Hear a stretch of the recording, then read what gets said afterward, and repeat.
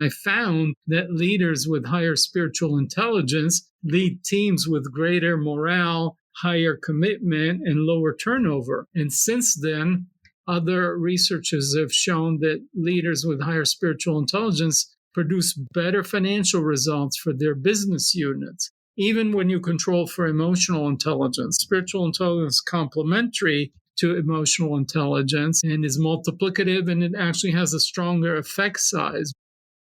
Hey, it's Rocky. Welcome to Richer Soul. Today's guest is Dr. Yosi Amram, who shares how to inspire others by being inspired.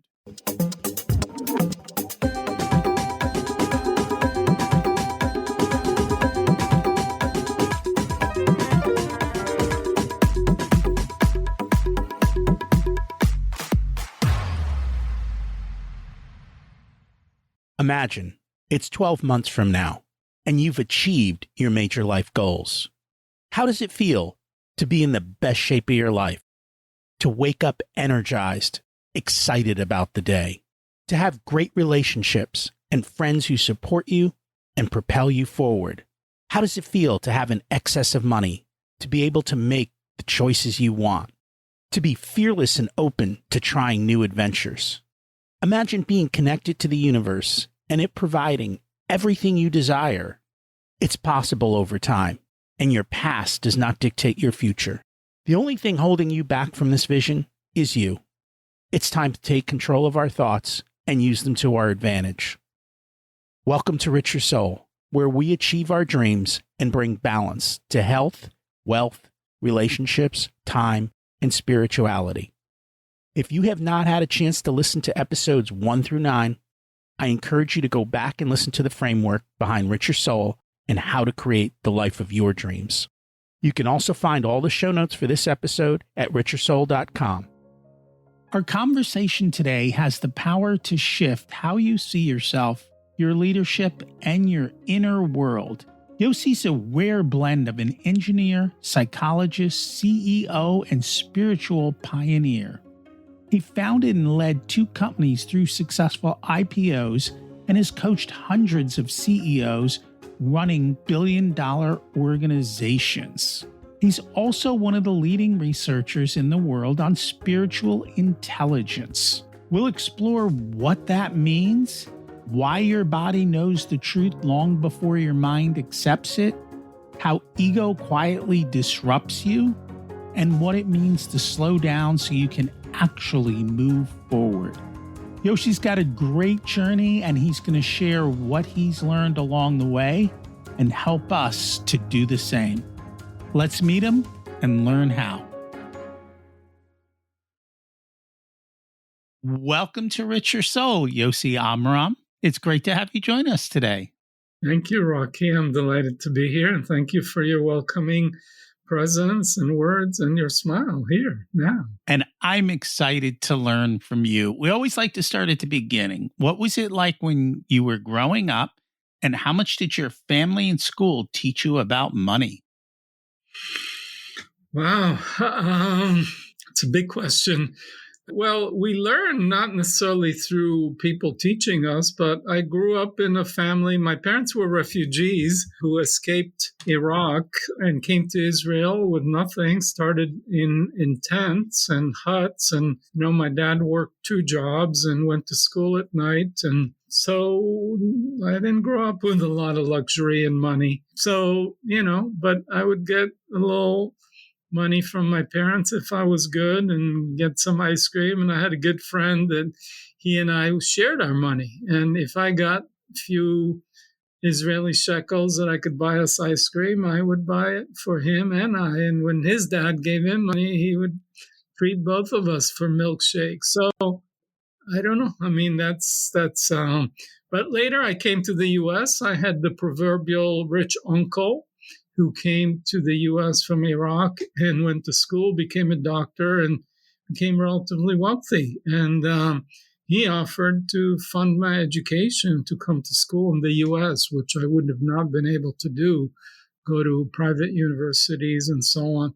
So, I learned that money gives us opportunities and and it's a way to measure our success and all kinds of things. It's very psychologically laden, and so we can talk about it a lot more. But that's kind of my quick, associations to when you ask that question. A lot of people really don't talk about the refugee status of leaving because a lot happened after the end of the war with people all over. And you don't always hear those stories of people. In your case, it was a relocation because of what occurred, right? It wasn't the war had pushed you out necessarily at that point. Well, it wasn't me; it was my parents. Your parents.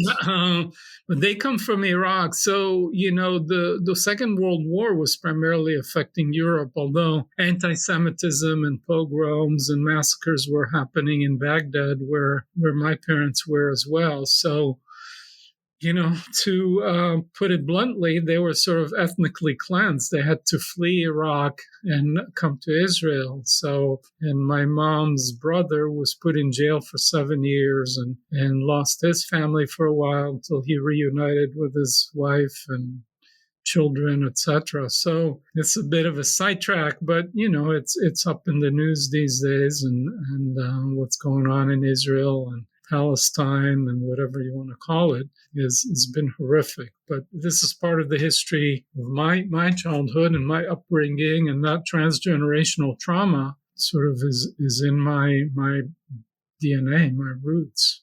And while you grew up there and you served in the military in Israel, and then from there, as you said, your uncle brought you to the U.S., and then you did engineering at MIT, MBA at Harvard, and then a PhD in clinical psychology, a variety of fields that don't normally go together, with a strong military background. But I think all of that did teach you a lot as far as leadership and kind of what brought you to today, didn't it?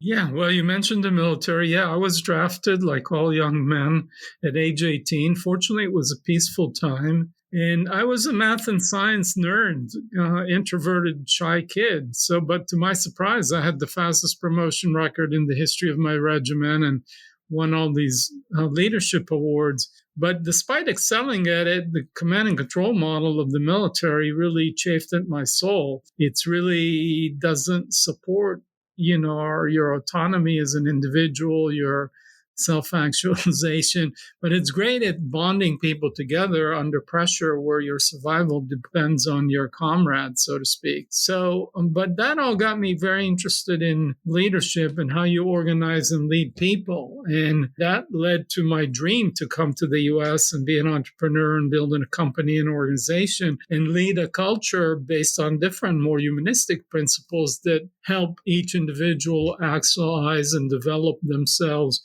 in a community, in a team spirit environment. And so that was kind of part of the inspiration for my aspiration. I want to take a moment, though, to talk about the self-actualization. From what I remember reading, you're sitting there getting a massage, which of course is always wonderful and peaceful. And then you have an experience there. So would you mind sharing that? A life-changing experience. Yeah, a mind-blowing experience. Okay, I'm just being silly.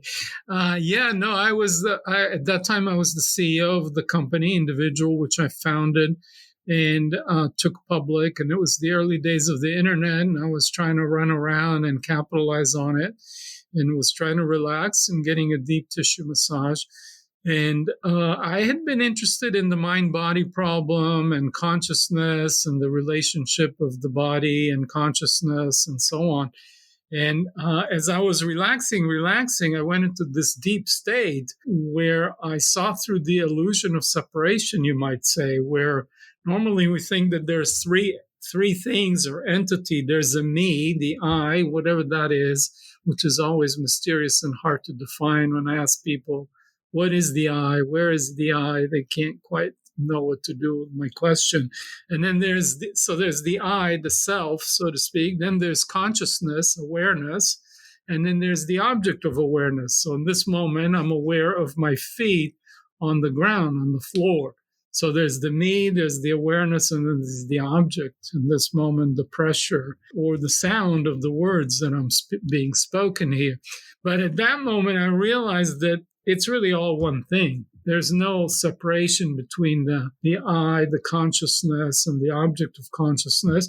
And everything felt and seemed like one field of consciousness, which is classically referenced to as an awakening experience. But it blew my mind up as I opened my eyes and looked through the face cradle on the massage table.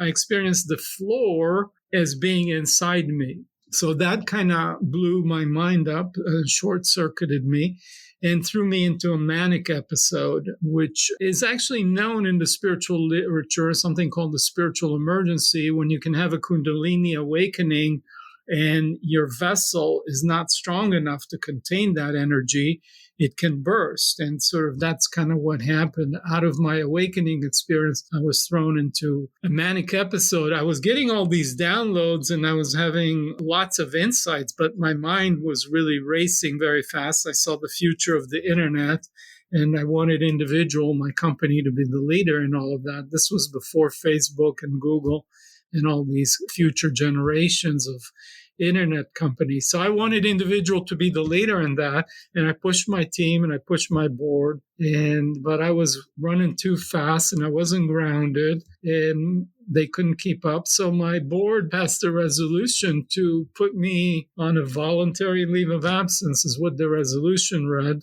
And was announced, except nothing was voluntary about it. But they basically wanted me to go and chill out for 3 months and then come back. And I wasn't so happy about that. So when I was put on the leave of absence, the Wall Street Journal, the New York Times read headline stories of Amram takes leave, stock dives 37%, and so on. And so there was a big drama and it was a big trauma that led to the change in the direction of my life. So I'll stop there. I can go on. But did anything happen to you personally in the 3 months off, or was it still that whole period of unsettling? Well, a lot happened to me. I threatened to resign and I submitted a resignation letter. I said that unless you reinstitute me, the time is of the essence. We got to do these acquisitions. We got to develop these products. There's no time. And unless you reinstitute me, here's my resignation letter. They basically said, F you, and released a press release that said that I was fired. But that was after I sent out the resignation letter. So it was a big drama. And I lost my baby, which was sad. And because my company was my dream. I had worked tirelessly to build it. But everything is a blessing in disguise. And that changed the direction of my life, which led me to go back and study psychology, become a therapist, psychologist, and develop this concept of spiritual intelligence and spiritually intelligent leadership. So, because I wanted to know, was this whole thing delusional? And why was I so identified with the company? And that got me into a deep inquiry, which led me ultimately to here. You're not alone. It seems like Michael Dell, Steve Jobs, a whole lot of top CEOs were kicked out of their companies over the years. Not unusual. I'm in good company, huh? I'll take that as a consolation. Thank you. Well, I think it's also to say that most leadership, I don't know about spiritually intelligent, but we could even question intelligent to begin with as far as leadership goes. Well, if you're going to do something innovative, you have to be a little bit out of the box. And, a lot of great leaders are, one of the qualities that defines them is the courage to be their unique, authentic self. And sometimes that doesn't fit into other people's role models of what one should look like or behave, etc. So it causes problems and friction.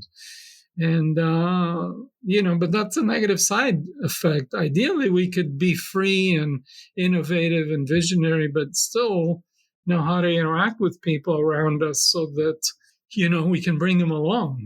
But some of us take pride in being so crazy and outliers, and that becomes its own egoic identity, which is counterproductive. And we'll talk a bit about ego. All of that brought you to the book. So what inspired you to write the book, Spiritually Intelligent Leadership: How to Inspire by Being Inspired?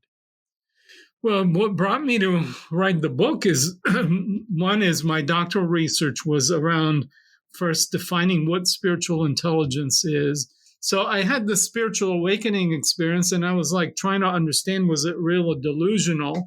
And then I studied all the spiritual literature and different traditions, etc., and realized that this is not that uncommon. So that was one thread of my thinking. The other is I was still interested in leadership, and I was interested in spirituality, and I was interested in knew a lot about emotional intelligence and how emotional intelligence was well documented in contributing to leadership. So I thought, gee, is there a parallel here with spiritual intelligence, which is a term that was introduced by a woman called Dana Zohar in a book called Rewiring the Corporate Brain. But it wasn't operational, as it wasn't defined enough or how to measure it. So if you want to study something scientifically, you got to know how to measure it so you can correlate it and see how it relates to other variables. So the first thing for me was to define what it is, and that's a long story. And then I developed the first academically validated measure. And then I ultimately answered the question I was most interested in, which is how and does it contribute to leadership? And I found that leaders with higher spiritual intelligence lead teams with greater morale, higher commitment, and lower turnover. And since then, other researchers have shown that leaders with higher spiritual intelligence produce better financial results for their business units, even when you control for emotional intelligence. So spiritual intelligence is complementary to emotional intelligence and is multiplicative, and it actually has a stronger effect size. But, I'm not going to get too dirty or nerdy here about the statistics and the science of it. But so that was the research, and I thought that was an interesting contribution to the field. And then the other thing is I've coached over 100 CEOs, working with them to become better leaders. And what I discovered is that regardless of where they were on the spiritual spectrum, from being devout religious, spiritual but not religious, agnostic, devout atheist, as they developed these qualities that I call spiritual intelligence, they became more inspired, more empowered, more connected, and more effective as leaders. So I thought, geez, this is something that people ought to know about. So that's the genesis for my book. Can you explain what spiritual intelligence is? Okay, I'm glad you're asking, finally. I know I've been dancing around it. So, yeah, it's a great question. So, well, let's start with emotional intelligence, which most people know. It was a concept put forth by two academicians, Salovey and Meyer, in 1990, and then popularized by Daniel Goleman. But basically, up until then, there was a dichotomy between emotion and reason. So if I say, Draki, do you know people that are emotional in your life? You might say, yeah. And then I say, do you know people are emotionally intelligent? You'd say, yeah. But chances are they're not exactly the same set. So what is emotional intelligence? The ability to use emotional resources and information in a way that supports your daily life in functioning and well-being, be it in leadership, be it in relationships. So by analogy, what is spiritual intelligence? The ability to draw on spiritual resources and qualities and apply and embody them in daily life to help your functioning and well-being. So what does that mean? Just like emotional intelligence is not the same as being emotional, spiritual intelligence is not the same as being spiritual. In particularly, it's not the same as a spiritual belief. You might believe in God or reincarnation of the soul or whatever, angels, or it could be a spiritual experience. You meditating, your ego dissolves, you go into samadhi, you walk in the forest, you are one with nature. Those are experiences or beliefs. Spiritual intelligence is the ability to embody and draw on these spiritual resources. So what are they, you say?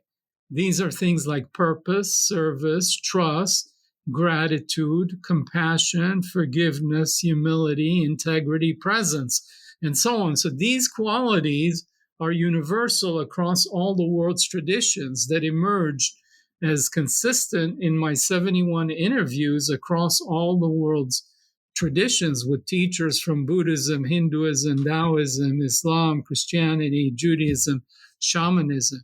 So spiritual intelligence is the ability, again, I'll try and say it succinctly, to embody and draw on these spiritual resources in daily life. And that means an atheist can embody and be spiritually intelligent. They can embody humility, they can embody presence, they can embody compassion, purpose, gratitude, trust, and so on. So I'm trying to distinguish between spiritual intelligence from religion or even spirituality per se. And I think in today's world, that probably causes angst in some people in how they might receive the message or in what they actually hear versus what's actually said. Yeah, great point. And I think, and I'm sure you may have seen this, it seems like our world is in a shift. You see a lot more of people going towards what you're talking about. And then at the same time, you see a lot of people kind of shifting lower as well. And a lot of our systems that we've had decades or hundreds of years are also breaking apart. Yeah. What are you kind of seeing, and how does this play into all of that?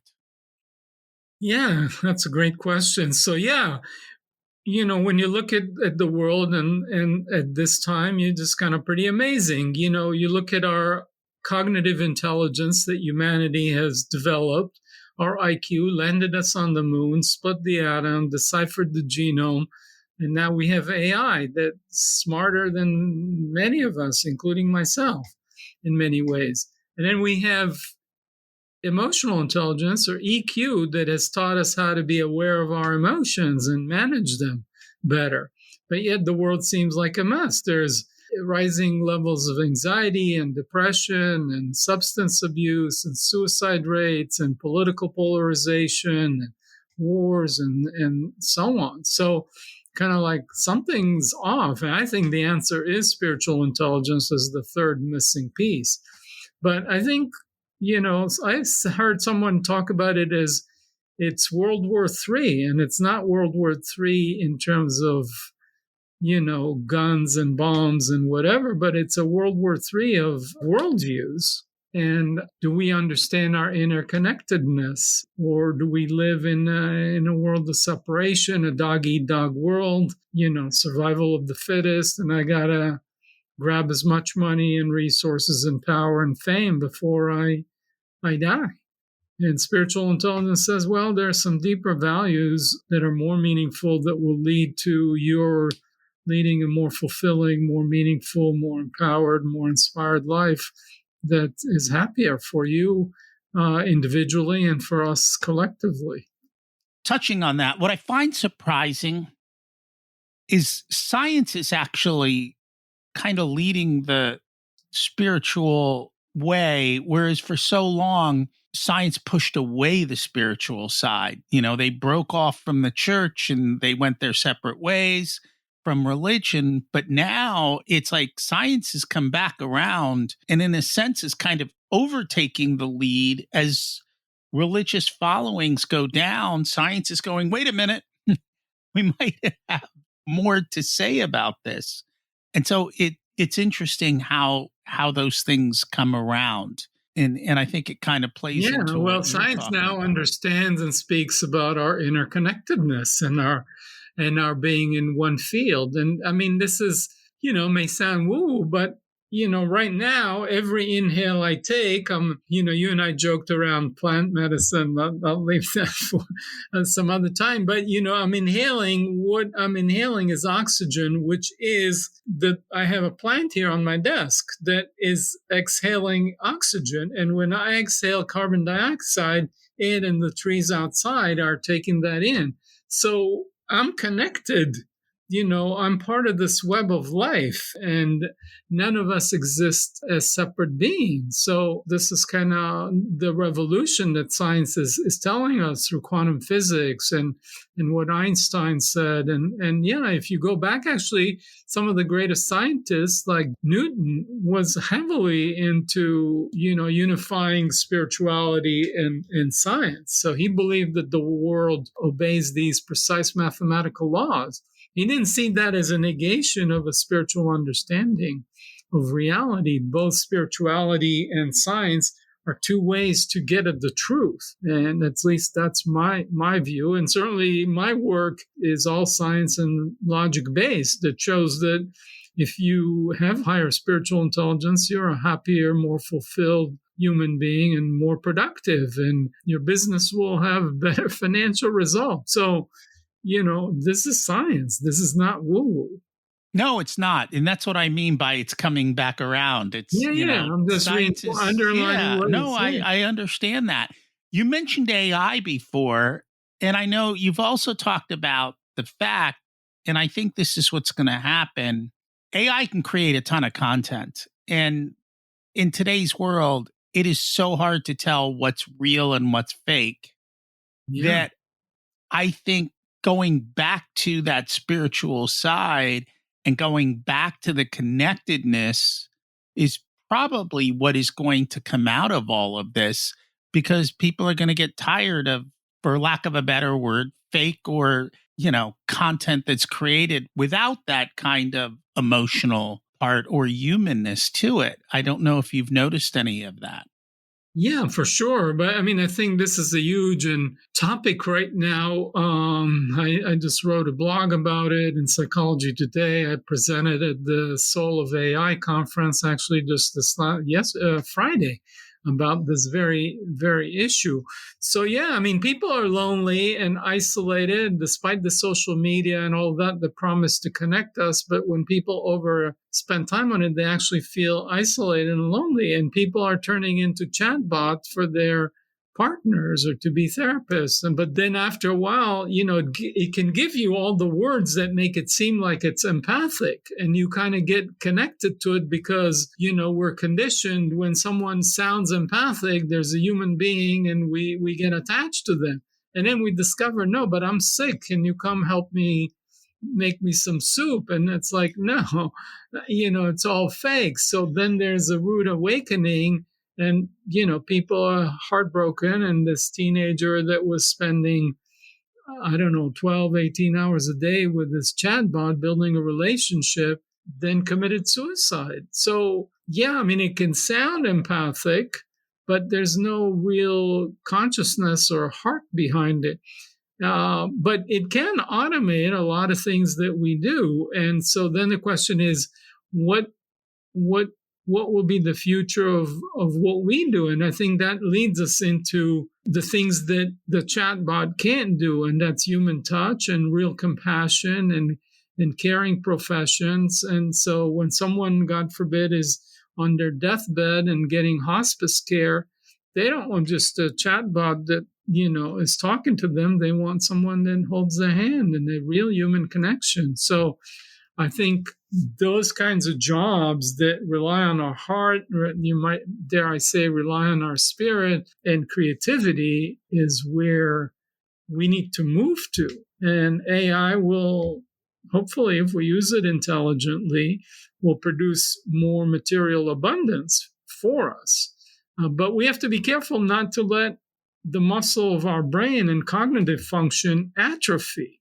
So there's studies done at MIT that show that when people outsource too much of their cognitive stuff to AI, they don't remember much about what was produced, and they not exercise their brain. Just like any muscle, they start to decline. Their cognitive capacities decline.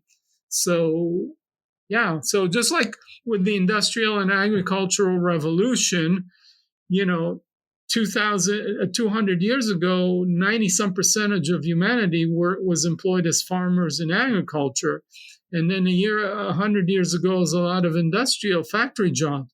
And those have diminished. And now we have knowledge workers, office workers, that's productivity is dependent on what they know. But we have to adapt and use our spiritual intelligence to stay relevant and use these qualities that AI can't replicate. So you look a little skeptical. I should stop. I'm not skeptical. I'm thinking, what is going to replace the knowledge worker? Like, what's next? Where are we going? And what does that look like? I wasn't alive during those last two shifts, but I've got to believe that they started building factories. And so people started leaving the farm because they paid better. And then eventually the office jobs paid better or had better conditions than the factory jobs. And so people started going that way. I don't see AI as welcoming, come here and work from, you know what I mean? So what does that new world look like? Because what I'm seeing is it's taking away, but I haven't seen what it's building yet.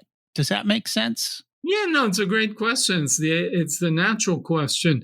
But let's just kind of rewind, like you said. So yeah, people move to better paying jobs, but the reason they were able to move to better paying jobs is because there was enough food being produced with industrial farming and tractors and whatever. And so, you know, we had enough foods, and then the demand was to produce cars and trains and whatever. And so they went to the assembly line because there was enough wealth to demand those things. But then robots came in and they automate a lot of that.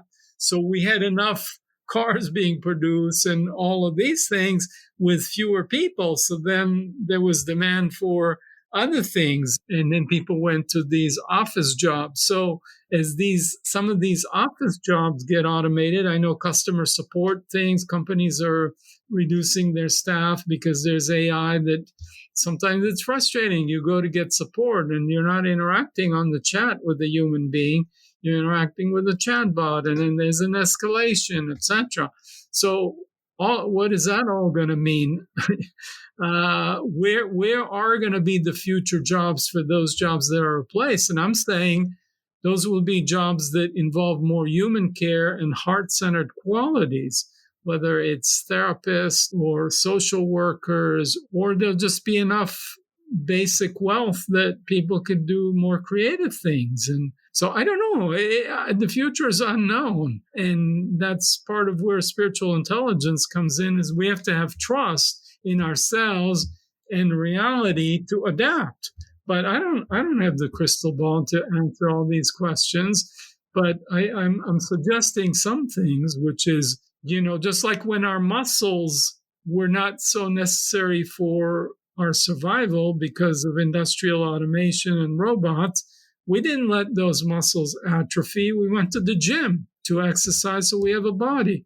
And now some of our cognitive things can get automated, and we don't want to let that atrophy. And we want to leverage other capacities like our heart and our compassion and our love and our creativity. How we turn that into money-paying jobs, I know therapists don't do so well financially, but there's a shortage of therapists. You know, people can't find good therapists. And so that's why they're going to chatbots, which, you know, are a disaster, I think. Our healing happens through human connection. It's not just someone giving us the good advice. Somewhere in there is the answer.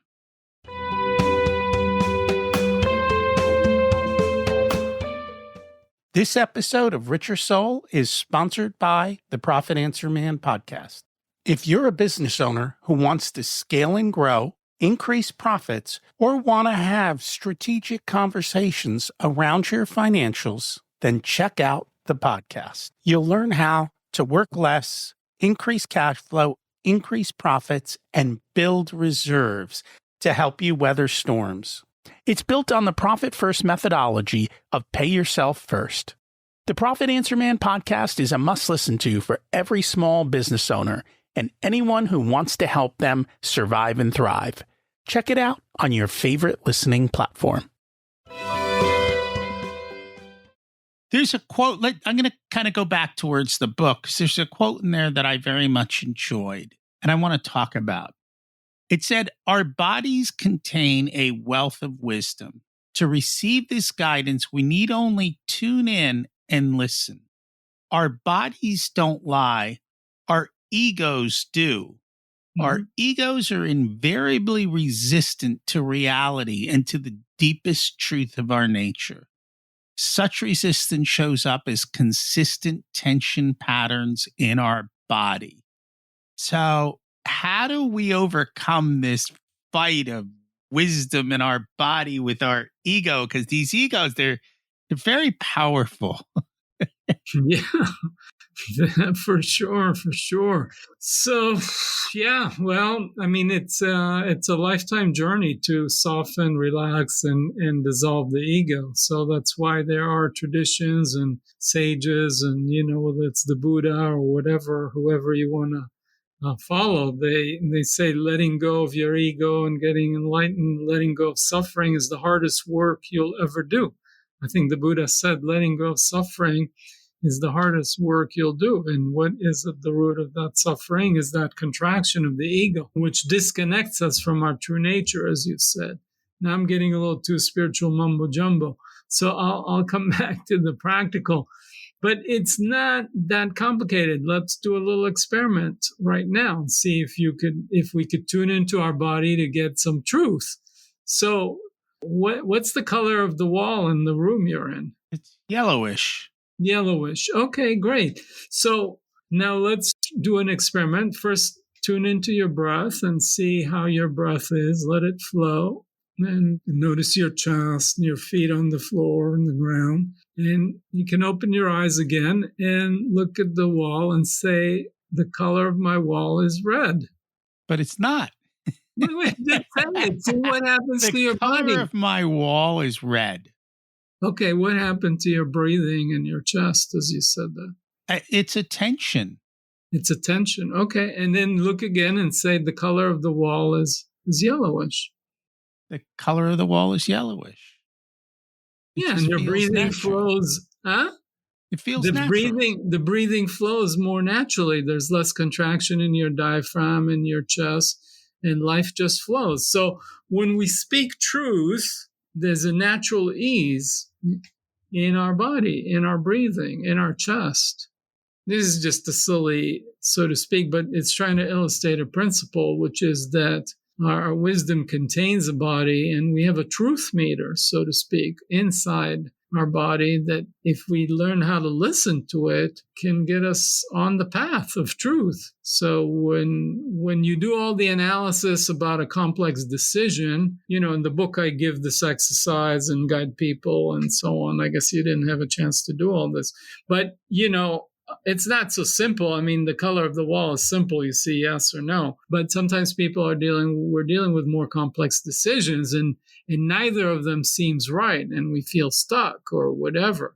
And so, but there's a way to work with that, which is to say, well, I'm not ready to choose A or B. And then then your body relaxes. That's the truth. So then you have to do more work to figure out option C. That may take some time until there's an inner alignment. When we are speaking truth and following our inner conscience and inner compass, there's an alignment. And then we relax, and then there's ease. But that takes work to find sometimes. So I'm not suggesting that's a hocus pocus, but am I addressing your question? You are. And I think part of it is, I don't know if people find enough time to find the silence to listen or to step back and to be able to do that. You have to do it. To me, it's natural. Yeah, you have to slow down. Yeah, I think, yes. Yeah, but when we're busy and our minds are running, then we're caught in the thought loop. And we have I don't know how many tens of thousands of thoughts a day, and 90% of them are reruns. But we just are rerunning the thought loop of our mind, and then it's just like we feel anxious and we don't have the time and space, as you said. So yeah.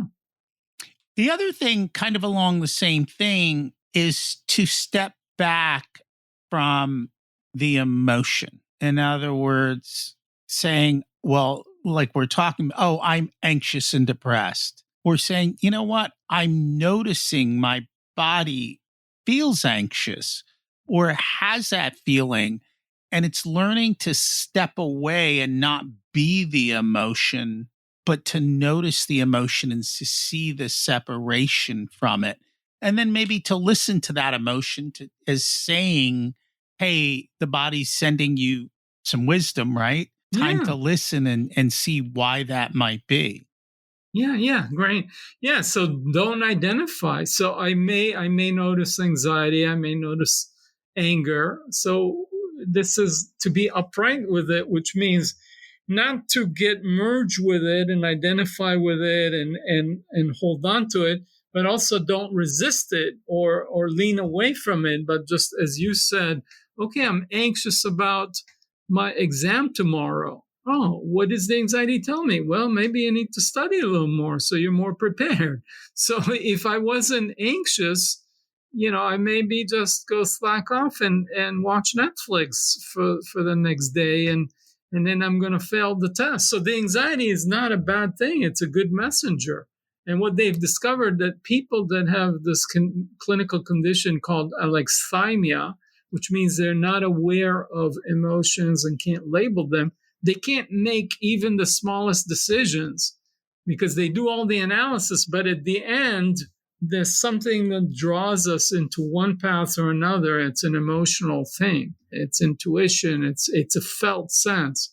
So when people don't have, so we don't want to get rid of emotions. We want to listen to them, but don't identify with them and get their messages. I think you and I are agreeing. Would you agree? I would agree. So let's take a step back, knowing what you know now, right? Uh-huh. If you step back into that position and your board says to you, you need to take 90 days off, how would you react differently today to that situation? And clearly today you'd never put yourself in it, but assuming that you ended up back there, how would you deal with that in today's high-paced world of business and needing to make money and everything else? Well, assuming they would keep my salary, which they were happy to do, and just, but just I'm joking around. But I would say if I had my wherewithal, I would say, okay, why don't I agree? But let's check in 30 days. Maybe I'm ready in 30 days. Maybe I'm ready in whatever. So you guys think I'm ungrounded and I'm talking too fast and no one can keep up with me. I see that. And let me go chill out and get centered and let's be in touch and maybe it doesn't take 90 days. That's what's coming to me. I mean, no one asked me this question, so. No, that's fine. I mean, at this point, though, having the time, to me, it's like, wait, you're going to give me 90 days to go chill? I'm in. How do I force that on other people to give me the time off, right? Especially if they're going to pay you, right? You can't complain about that, right? No, but I mean, vacation. They pay my salary, but the point is that I'm trying to build what my ideas were. I saw what Facebook was going to be, and I wanted to do that 2 years before Facebook even was conceived. And so I was going to make a lot more money on the value of my stock. It's okay. So they pay my salary for 90 days, and it wasn't just about the income. I wanted to realize this vision. And yeah, I could go chill out for 90 days, but when you're creative and you have this vision of something, some bigger force takes over you where you want to realize this vision. And it's just like, it's hard to explain. No, didn't Zuckerberg go on like a 6-week walkabout when he had to make a major decision at Facebook and he took time off to go think? I thought I read that about him. But I do know that Bill Gates would take a week off and unplug and go in the woods in a cabin and just had food delivered to him to contemplate Microsoft's strategy and vision. I forget whether he did that, how many times a year he would do that. So yeah, I mean, take a walk. And I guess that was my question to you is, would that time have actually allowed you to be even clearer and faster? What's a military term is slow is smooth, smooth is fast? It's just, Okay. Yeah, I have not heard that term, but yeah, I yeah. mean, sometimes, if you want to go fast, go slow. Yeah.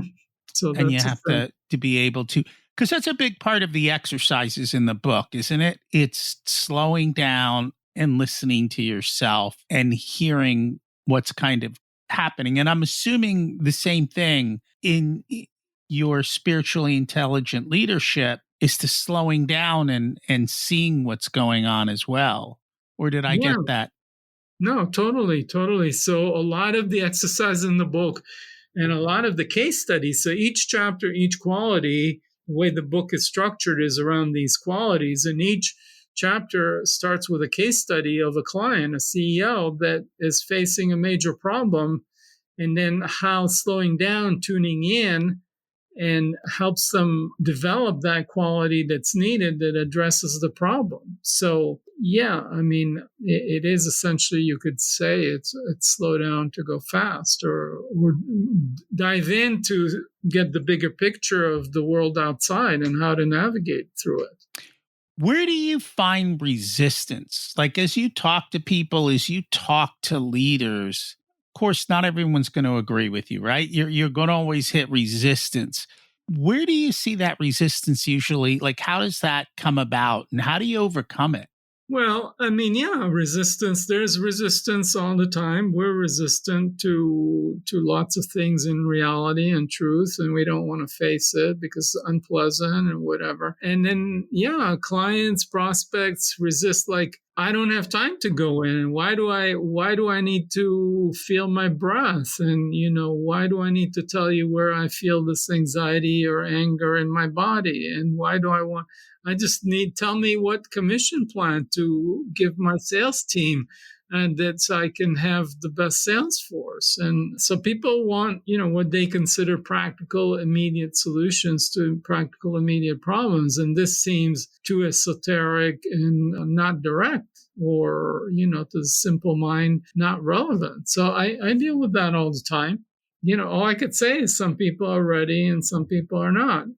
But what you have to meet people where they are. So I titrate. Oh, you want me to give you some advice about how to raise VC money, or you want me to give you advice how to structure your commission plan, or what kind of a 3-year financial plan you need to do. Luckily, I could do all of those things because I've been a CEO of 2 companies that I took public. I've been an angel investors. I've sat on boards. I've coached over 100 CEOs that have built billion-dollar businesses with thousands of employees. So I know enough about the domain that I can go there. And then over time, I also do this other deeper work. And then as they start to see that, oh, this is actually helpful. And now I've not only given a man a fish, I taught them how to fish, then say, oh, that's actually more valuable than the fish you gave me to dinner. You taught me how to fish. So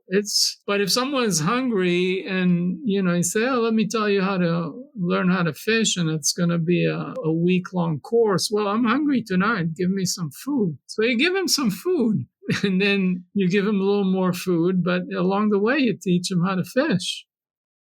And I have found that you have to give people what they want so that you can give them what they really need, right? But you have to meet their immediate wants, and then To you some can deal extent. with that. To some extent, not indulge them, but give them some, yeah. Yeah, give them, well, answer the question that they've come to you for, and then you can slowly lead them to what they really need and deliver that. At the same time, I deal with a lot of business owners, and I find that if somebody's drowning, they don't want to take swimming lessons, right? They just want to be saved at that moment. Now, once I save them, now I can teach them how to swim. But in that moment, they really don't want the course on how to swim. They just want to be saved. And Yeah, I so think you have to meet them where they're at. Yeah, it's a great metaphor. I like that. I'm going to borrow it. How about it's ours, right? In a sense. Okay. Thank you. Thank you. As you work with leaders, is there something on their side? Like how do people become more open to the message or get started or maybe even take the next step along this path to have a better spiritually intelligent conversation? Yeah, better, more spiritually intelligent leadership, more spiritually intelligent life.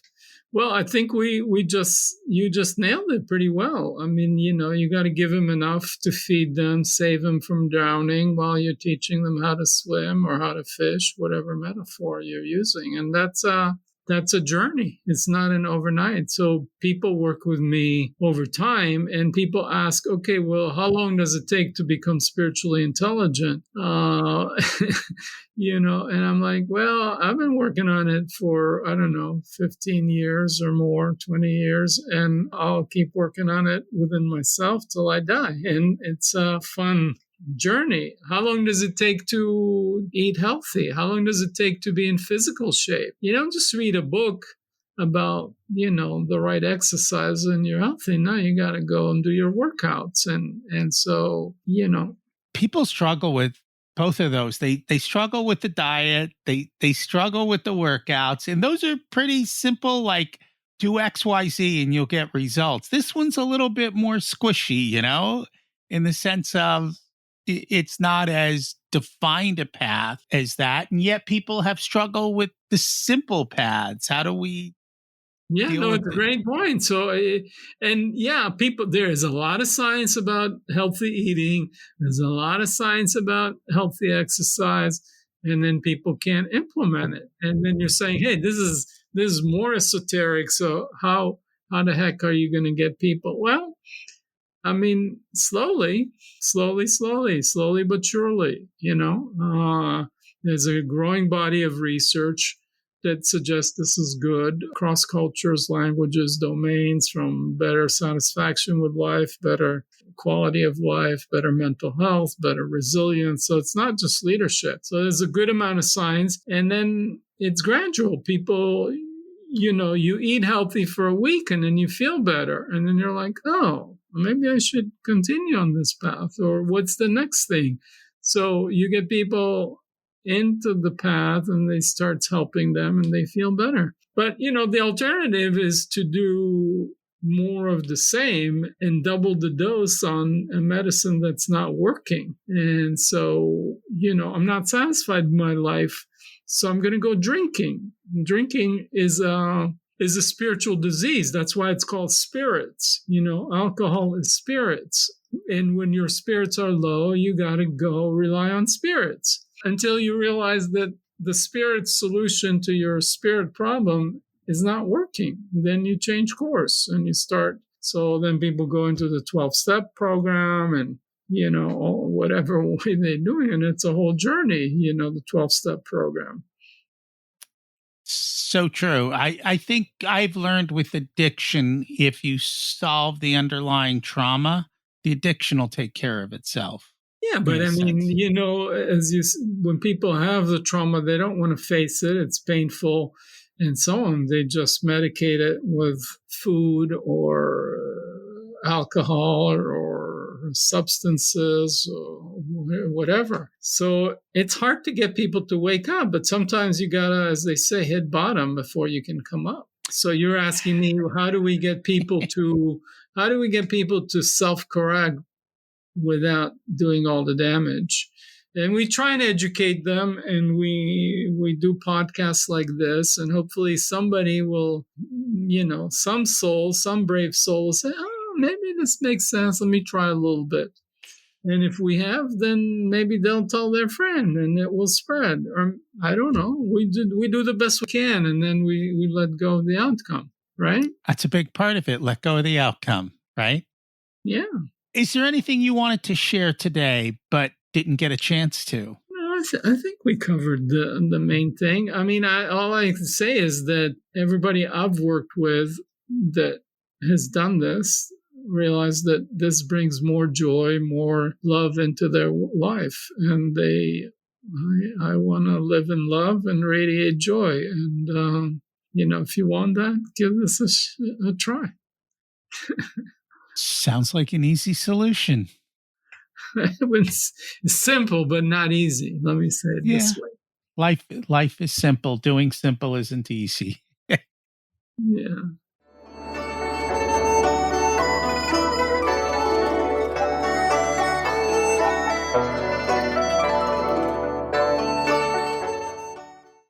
It's time to learn the secrets of life.